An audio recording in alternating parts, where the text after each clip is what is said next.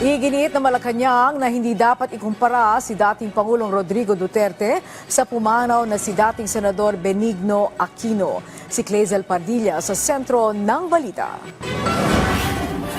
Hindi raw dapat ikumpara si dating Pangulong Rodrigo Duterte sa pumanaw na si dating Senador Benigno Ninoy Aquino. Iyan ang sagot ng Malacanang kaugnay sa pahayag ni Vice President Sara Duterte na nagbabala sa kanyang ama na baka umano matulad sa sinapit ng dating mambabatas sakaling makauwi ng Pilipinas. Napakalayo pong ipakumpara ang sarili o ikumpara ang dating Pangulong Duterte kay Ninoy Aquino na hindi nagkaroon ng anumang record ng mass murder. Mismong si dating Pangulong Duterte anya ang nagkumpara sa kanyang sarili kay Adolf Hitler, pinuno ng Nazi Germany na itinuturong responsable sa pagsisimula ng ikalawang pandaigdigang digmaan na nagresulta ng pagkamatay ng milyong-milyong tao.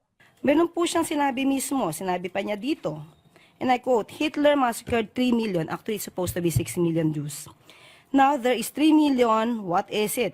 3 million drug addicts? In the Philippines, there are. I'd be happy to slaughter them.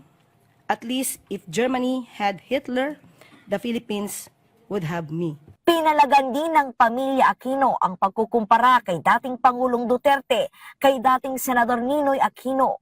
Git nila kung pag-aaralan ang kasaysayan, nakikita na ibang-iba ang ginawa ni Ninoy kay Duterte. Inalmahan din ng August 21 Movement o ATOM, grupong nabuo at nagprotesta sa pagkamatay ni Aquino noong 1983.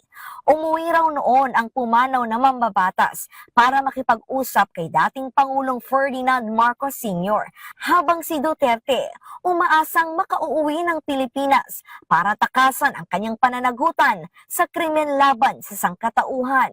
Wala umanong basihan at walang katotohanan ang mga sinasabing banta sa buhay ng dating Pangulo at kasalukuyang Vice-Presidente.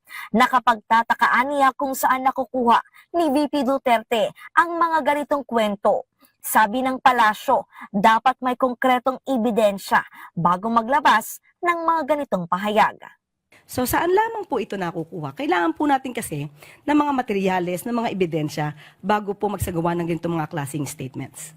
Wala pong katotohanan yan. Clazel Padilla para sa Pambansang TV sa Bagong Pilipinas.